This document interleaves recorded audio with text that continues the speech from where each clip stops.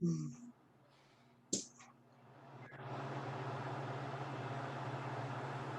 I'm going to her funeral on Saturday. All right, let's see. We got everybody here that's gonna come. It's 9:40, so I guess we can get started. Um, what we want to do today is go over what you need to do in your upcoming assignment.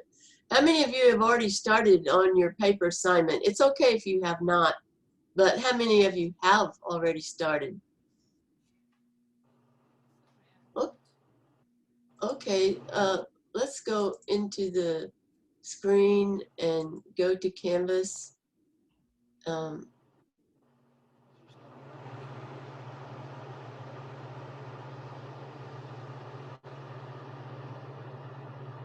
Okay, we're getting feedback on someone's mic, so I'm just gonna mute you for a minute, and then you can unmute yourself if you need to talk. I don't know where that feedback was coming from. But anyway, I'm very happy that all of you are here. And let's go right here to assignments. Anytime you don't know where you are, what you need to do, you just come here. And this has everything that you needed to do well in this course. These are my video lectures. Have all of you watched all of the video lectures that I've done?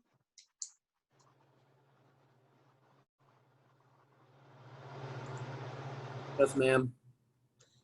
Good. Jason, are you keeping up? You what?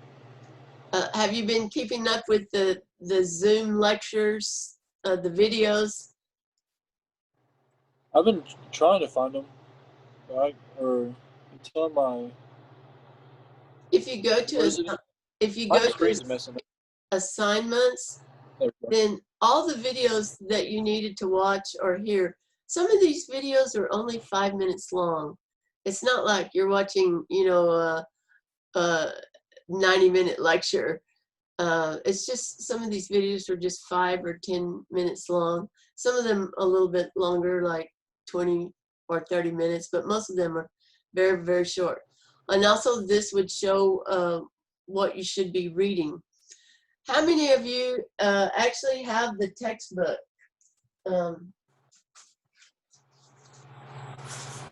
This textbook right here. How many of you have it? I do. Was that Jason or? I don't have it. Yeah. Kate, you do not have it? No, ma'am. Jared and I don't have it either. Okay. I forgot her name, but she told me that the text would be online, but I haven't been able to find it. Okay. You haven't been able to find this online? Well, I have been posting online links where you can find the online text. It makes it a little bit harder for you when you have to go to the online text because you'll have to do a little more work when you're doing your works cited. But that's all right. You can still do fine in the course. But you really will not be able to do well in this course without having access to the readings. So you either need to get this textbook or like here's a reading assignment. Let me call it up real fast. And here on each of these, I've tried to put an online version. And so, you know, then you would have to click this and go to online version. And then the online version is going to be a little bit more difficult to cite. But I'll show, and also the online version is written in the original old time English. So the spelling and everything is all different, but that's okay. It gives you a taste, you know, of what it's like. The point I'm trying to make is I don't care if your reading is from a textbook or if it's from an online version or from an online text version. I'll see if I can find a link where you can rent the online version. But you're going to need the text in order to do well in this course. Because that's what this course is about. It's about the readings. Literature, you know, is words printed on paper that you read. So there's no way you can get through this course, you know, without doing the reading. So please let me emphasize that. All right, let me go. So on all your assignments, I have, let me go back this way. I've tried to put the online links to help those of you who don't have the textbook. But if you don't have the textbook, it means you're going to have to work a little bit harder to do it, but you can do it. So here we are here. And then here's the assignments. And this is the list you really need to work from, and just check them off one by one to be sure that you've done all of them. I assume all of you have done this discussion question. Is that right? Everybody's done the discussion question? And then you should have done the reading. And then I had a little lecture on John Smith's writings. How many of you watched that already? Nobody? I think I did. I can't remember. Because I I'm saw a pretty couple videos. sure. I can't remember if it. Okay. Well, you probably want to read that or look at that before you start working on your paper. Now, let's just look at the assignment itself so that to be sure that you know what you're going to do. Please write a paper discussing your opinion. This is your opinion about the interrelationship of Native Americans and European explorers in light of their differing worldviews. Now, this is a formal paper, and a formal paper in academics, you do not use first person I, we, me, my. In other words, you would not say, I feel that, blah, blah, blah. Instead, you would just say, blah, blah, blah, you know, without the I feel that. Because this paper assignment is more formal than a response paper in the discussion question. This is formal academic writing. And it says, for this assignment, you are expected to carefully examine the readings in the textbook. All right, so if you don't have the textbook, then you're gonna have to do the reading online. And cite examples from the textbook to support your opinion. It is not necessary nor recommended to use outside resources for this assignment. So you don't have to go to the library and do research on this. Only resources from the textbook should be used. And when I say from the textbook, that means the readings that are in the textbook. If you use the readings that's online, that's fine, as long as they correspond to what is in the textbook. A good plan for this paper, you don't have to do it this way, but this is just one idea, is to compare the contrasting worldviews in at least 3 areas. So there's many areas that you could compare. Some would be religious views, foodways, weaponry, codes of honor, rituals, festivals, marriage, medicine, ways of navigating on water, etc. A good comparison usually has 3 points of comparison. Be sure that you have a strong thesis to unify the 3 main points of your essay. A comparison essay, it can be divided, like where you talk all about one, and you list 3 points about one side, and then you talk about the other, and you list 3 points about other. But I think the best way is to use the alternating method, where you have your 3 points, like you might have weaponry, religious views, and whatever you choose, and then talk about them point by point.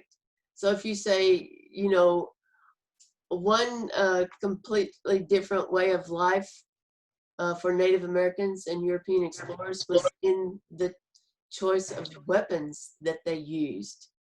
And then you might talk about first the Native Americans, and then talk about the European explorers. One thing in this paper is that you have to be sure and have a thesis. So that thesis would be your opinion. And you can't ride the fence. You've got to get on one side or the other. Your thesis is either probably going to be that the Europeans exploited and abused the Native Americans, or it's going to be the opposite, you know, that the Native Americans were savagely cruel to the European explorers, and that's why they had to defend themselves. The only explorer that we talked about is Christopher Columbus. You know, so you're gonna have to be sure and read, you know, you might have to go back and reread. And if your thesis is that the European explorers were abusive to the Native Americans, then you want to go through Christopher Columbus's writings and find out ways that he abused the Native Americans. For example, you know, he immediately upon landing, he captured several that he kept to take back as a gift to the Queen of Spain, Queen Isabella. So that's not nice, is it? That's certainly an abuse, you know, taking people prisoner. He killed some Native Americans. You know, on the other hand, the Native Americans were helping them to survive. They were giving them food. They were showing them around. They were telling them what food, you know, how to plant and things like that. So you just really need to make a list, you know, how were the Europeans abusive to the Native Americans and vice versa, and then write your essay about it, and then come out on one side or the other. I mean, some people may think, you know, that it was just because of their worldviews, it was a natural clash and it was inevitable, you know, that there would be confrontation and war and finally almost extinction of one side. All right, please use your MLA style for your in-text citations. Those citations in the text would look like this. So this right here is an in-text citation. And this is MLA style. Notice there's no commas. It just has the author's last name and the page number. And in this case, this would be the page number of the textbook. But if you don't have the textbook, I'm going to show you how to cite it online. Now, for your convenience, for those of you that do have the textbook, I've already compiled your works cited for you. So let's take a look at it real quick.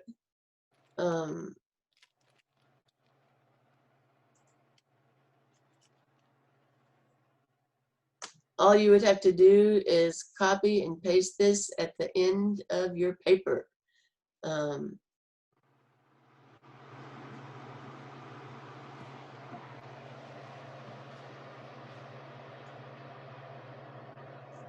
All right, this is what the works cited looks like. And I want to show you something that's peculiar. Your textbook is an anthology. And so this is a special way that you can do anthologies. So here's Christopher Columbus, Letter of Discovery, and then it says Levine, pages 45 to 51. So Levine is the author of the textbook.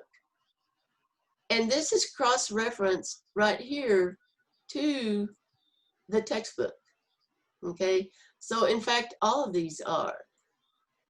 So that's why when you're writing your paper, all you have to do for your in-text, this is works cited, but for your in-text citation, you would just put parentheses and then Columbus and the page number, which is going to be one of these pages, and then parentheses, period. And then that will correlate to this works cited at the end. Now, you're not going to cite all of these in your paper, probably. Probably you're just going to pick out 2 or 3, like you'll probably have Christopher Columbus. This is one article by Christopher Columbus, and this was another short article by Christopher Columbus. This ... dash just means that this was also by Christopher Columbus. So if you use this one, but you don't use this one, then you would need to put Columbus, comma, Christopher right here for these 3 dots. These 3 dots right here just mean the same as above. All right, so you might just use this one and this one and this one. Maybe you only cite 3. So then you would delete all of the ones that you did not use. Okay, I just did this to make it easy for you. So you just leave the ones that you cited. However, because all of these are cross-referenced to Levine, be sure, no matter what you do, that you keep this one, because this one is connected to all of them. And if you delete this one, then, you know, all we have is one last name, and we don't know what that is. We have to have all of this that connects to that. Does everyone understand that?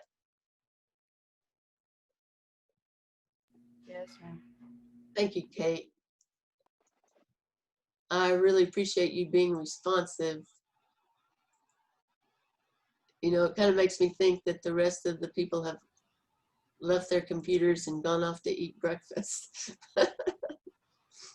Jared, I hear you loud and clear, Miss Federer. Oh, okay, thank you, Clayton. All right, so I've done this work for you. All you have to do is delete the ones that you don't use. Be sure and leave this. Be sure that when you add this to your paper, that after you add it, then you're going to hit Control Enter. And Control Enter is going to make sure that this stays on a page by itself. That's called a page break. Control Enter. In some programs, you just have to insert a page break. Just go to Insert and insert a page break. And what that does is that this keeps this on this page no matter what you do above it. Like you can work on the paper above it, but sometimes, you know, this works cited will creep up, you know, to the previous pages and might be in the middle of a page. And you do not want that. You want works cited to be on its own page like that. Okay. Let me stop for a second and see if you have any questions. No. Everybody good? Yes, ma'am, we're good. Yeah. Okay. Now, let's go back to this assignment. You can copy and paste it to the end of the papers, but you should remove the articles that you did not quote. However, most importantly, do not remove the Levine item from your works cited. This is the entry for the entire textbook, and all the items in the list are related to it. When you quote from the textbook, be sure to put quotation marks around exact quotations, followed by the citation, which this is the citation, Smith 67. Even if you paraphrase, like you don't quote it exactly, but you summarize it, then you still need a citation to show where you obtained the information. If you quote from, you know, we have the literature like Christopher Columbus's letters, but before that, in the textbook, there's some introduction and explanation. And so if you quote from the introduction or something that the editor of the textbook wrote, then you should cite the editor, Levine, like this, Levine 53. Just to repeat, be sure to leave the Levine entry in your works cited. Okay, And this is exactly how the paper will be graded, because I look at this and I add up these points. Has a thesis that is developed and unifies the essay. So in other words, it means you state your strong opinion at the beginning, and then you develop that opinion, that thesis, throughout the essay. Then here's one: defines myth as scholars understand it. Because this was the main thing we studied about Native Americans, was their literature in the form of myth. You know, it was oral narrative. Their stories were very spiritual. They talked about a time before time began, and their stories tell how the earth was formed, and the characters are superhuman or supernatural. So, you know, the earth mother, you know, fell through to the next level, and she was giving birth, and they were trying to find a place to anchor her where she could lie down and give birth. And so they found a giant turtle, and they piled dirt on top of his back. You know, the turtle has a round back. And that's how the earth was formed, by all the dirt that was put on the back of the turtle. You know, so you need to define myth in your paper somewhere. It could be in the introduction, or it could be, you know, in your points of comparison about the Native Americans. But anyway, that's worth 2 points. Adequately discusses the worldview of Native Americans. That's 4 points. Adequately discusses the clash of worldviews of the European. So mainly here, you're probably talking about the worldview of the European explorers. So, you know, they were Christians, or they purported to be Christians, and their idea was that by making these Indians their slaves, they could convert them to Christianity, you know. So, you know, so, and, you know, and the Native Americans didn't really buy into that religion. They had their own religion already. So anyway, you need some discussion of that. So that's worth 4 points. And then gives adequate examples from the textbook or from the links, the digital links. And I'm going to show you how to cite the digital links in just a second. This is worth 4 points. Has proper headings. Now this is a catch-all for everything. This is for grammar. Did you have your paper formatted correctly? You know, did you put your name and teacher's name and the course name and all of that at the top? I'll show you that in just a minute. So then all of this adds up to 20 points. This is a significant portion of your grade for this course. So you need to do the very best job that you can. This paper is going to be due on October the 9th. And you are allowed to submit it twice. So if you mess up real bad on the first attempt, I'm going to grade it, and I'm going to mark everything that's wrong with it, and I'm going to give you comments. And if you want to revise it and resubmit it, then you have until October 23rd to revise it and raise your grade. So, you know, if you don't do well the first time, if you do well the first time, then you're done, you know, and you can start working on your next one. But if you don't do well, then you do have another chance. You have 2 chances. Now, let me show you a couple of things to see if I can get to this. Yeah.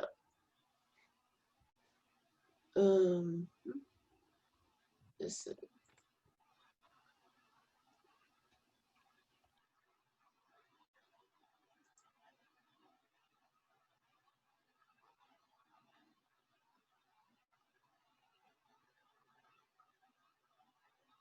Okay. This is an example of what your paper should look like. And this would be the minimum length. So like this is written like a 5-paragraph essay. So here you have your last name and the page number, and be sure you get the font right. You know, when you're doing a paper, whether it's in GDoc or whether it's in Word documents, all you do is double click at the top, and then you would go to insert. And then after insert, you would go to page number and click that, you know, add page numbers. And then it would ask you, you know, on the left or on the right, you know, and you choose top right, and then you're going to put your last name in front of the page number. This is MLA style. All MLA papers are done this way. Then you're going to have your name, double space, my name, and then you're going to have the course number. The number for this course is, one second. Anyway, you put the number for this course. Let me see if I can. This course is 23702. It has the same number. So let me get back to this. Okay, you have a title, and then you have your introduction. And here's your thesis statement. This is an opinion. The European explorers caused great damage to the lifestyles of the natives living there. So this paper is coming out on the side of Native Americans. You know, that Native Americans were abused. And then the paper is very well organized. One of the conflicting tactics was slavery. And then if you go to another one, another conflicting relationship problem arose from disease. Okay. And then the third thing was the new trade goods. So he picked out 3 things to write about. And you don't have to write about these particular ones, but you do need 3 things to talk about. And then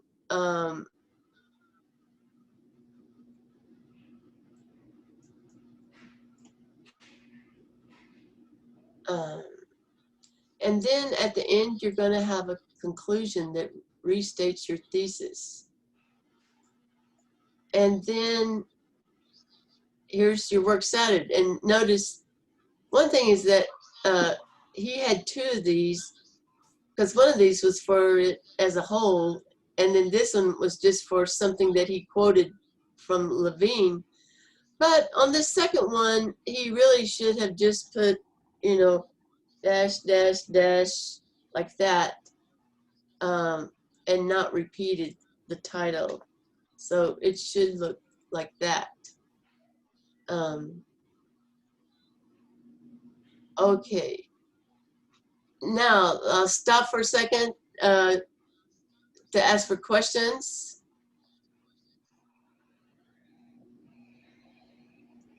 No, I understand. Okay. Now, all right. For those of you who do not have the textbook, and you're going to have to, let's see, copy. You're going to have to go a little, it's not difficult. I'm just going to show you how to do it real quick. How to do the bibliography on that.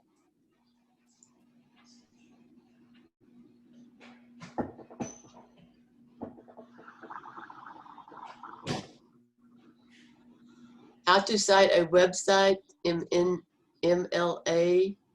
And they even have a form there that you can just click this form and you know, type in the information. Let me see if this comes up.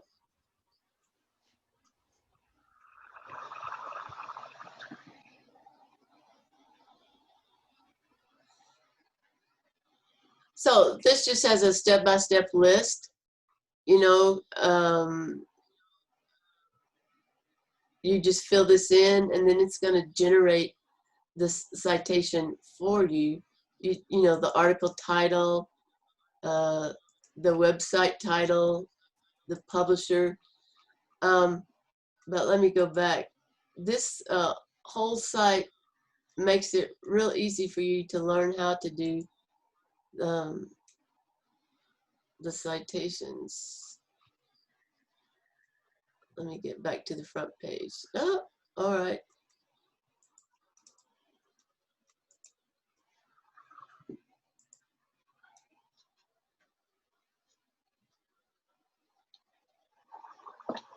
Okay. So this is the order that you would need. And then if you go, I'll come back to this video in just a second.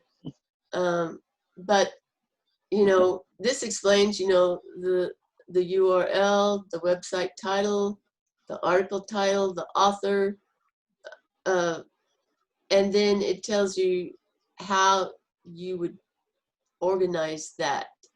Like in-text citation to authors. But easiest thing to do is to watch this little video. I'm just going to play the first minute or so of this video. It's 6 minutes. I'm not going to play the whole video because, but let me just show you part of it so you can watch it yourself. I'll be doing a online version of this lecture today, and so this link will be on that online version.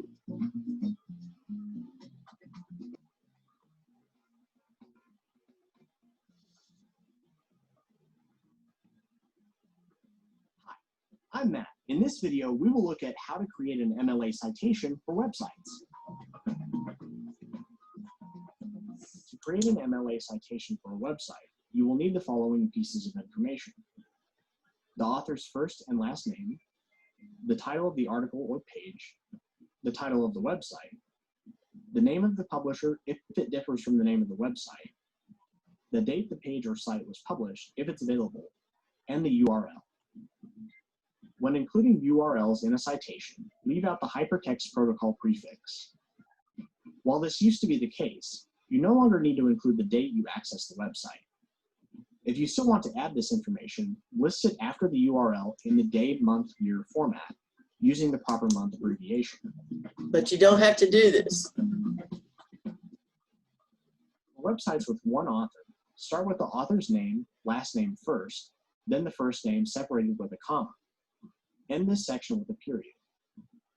The title of the web page or article is placed in quotation marks, with a period before the end of quotation. The title of the website is written in italics followed by a comma. If the name of the publisher differs from the name of the website, include it after the title. You will often find the website publisher at the bottom of the website or under the About Us section. Following the publisher is the date that the page or article was published or posted. Finally, end with the URL, permalink, or DOI. As with all bibliographic citations, use a hanging indent. The in-text citation for a website with an author. Okay, so that's enough, but I'll be providing that link to you for those of you who do not have the textbook, and that's what you'll need to have proper MLA citations. And I will be checking those citations, so be sure to do them correctly. And if you're having problem doing it, then be sure and contact me. All right, let me go back to our Canvas and get back. Now this paper is due October the 9th, and that means you're gonna need to turn it in before the Christopher Columbus holiday, because I wanted you to get that behind you before the holiday. So let me go back, here we are. So remember that October 12th, a Monday, is Christopher Columbus holiday. And isn't this special?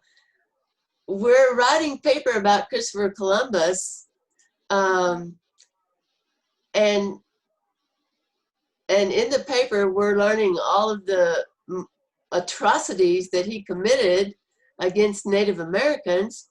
And yet we're having a holiday to celebrate him, you know, on October the 12th, coming right up. So anyway, I want you to have your paper finished before this. And then after that, we'll start going into a different type of literature. So, in order to do well on this paper, you need to have watched all these videos and done all these readings. The readings are not long. You're not being asked to read 50, 60, 100 pages. Most of the readings are very short. So take 53 to 69 pages. So be sure to do those readings, and then be sure and watch the lectures, and do some thinking, and make an outline of your paper, and then start writing it. All right, do you have any questions? No, ma'am. No, ma'am. Is everybody good? And how about the format of our meetings? Is that working out well for you, where we do not meet on Tuesday, but we do meet on Thursday? Yes, ma'am. Yes, Is ma'am. everybody's good with that? Yes, ma'am. Is everybody staying safe and taking care of yourself? Yes, ma'am. Ma'am. Yes, ma'am. That's very, very important.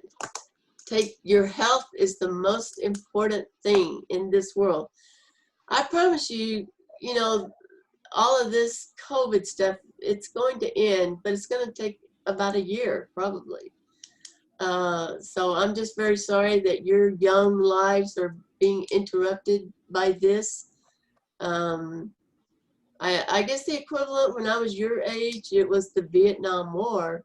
All of our classmates were going off to Vietnam, and some of them were getting killed. So that was the thing that interrupted my youth. And this is the thing that's interrupting your youth. So I'm sorry about that. But this is a time that you can use to hunker down, really study. The more that you put into it yourself, the more that you get out of it. It's not like I open the top of your head and place the knowledge. The knowledge comes from you doing the reading and watching the videos and letting your brain mix it all up together, and you come up with your own thoughts and ideas in response. The more you put into it, the more you're going to get out of it. All right, that's all that I have today. Does anybody else have anything? I did have a question. Yeah. Am I able to use the chat thing to contact you on Canvas? Am I able to use that, or do I have to directly email you? You were talking about the inbox in Canvas? No, like if I had a question on my work, am I able to use the chat that says? Oh, I suppose you could. I never have used it, but do you see over here on the left, this inbox? This is the let me call this up. This is the very best way to contact me, because all of your information, I never miss a communication here. And then all of your information, I can see all of our correspondence right here, and it never gets lost. But look at my email. Oh, if you send it to my email, here's what happens. Let me just show you this real quick. I get hundreds of emails, not only for students, but also from the staff, and also from all other places, and from my bosses, and from vendors. And you can see, let me see if I can, sometimes it rolls over to the next page. Let me see. But anyway, it's very easy for student emails to get lost in all of my, because I usually have to, I can show 50 at a time. Let me see.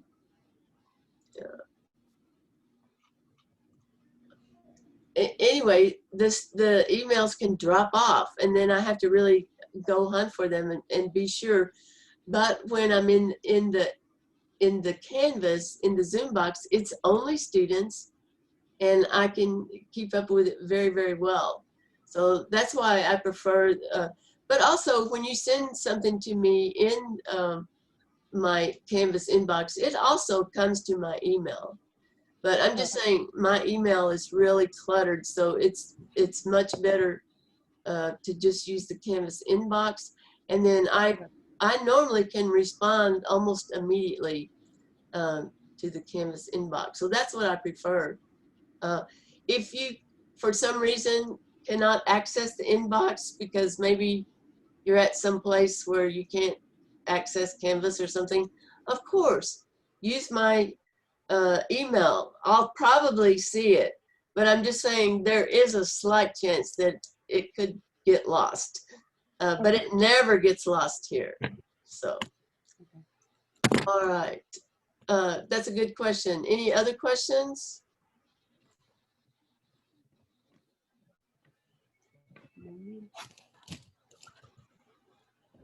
No, ma'am. Okay, we'll call it a day then. Get busy on that paper. Don't wait till the last minute. You know, get busy on it soon. And I'll see y'all later. Have a good weekend. Too. Okay, bye-bye.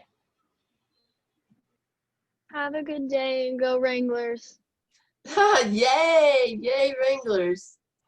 I'm trying to find out where to cut this off. Oh yeah, stop share. All right, there we go. And now I'll end it. And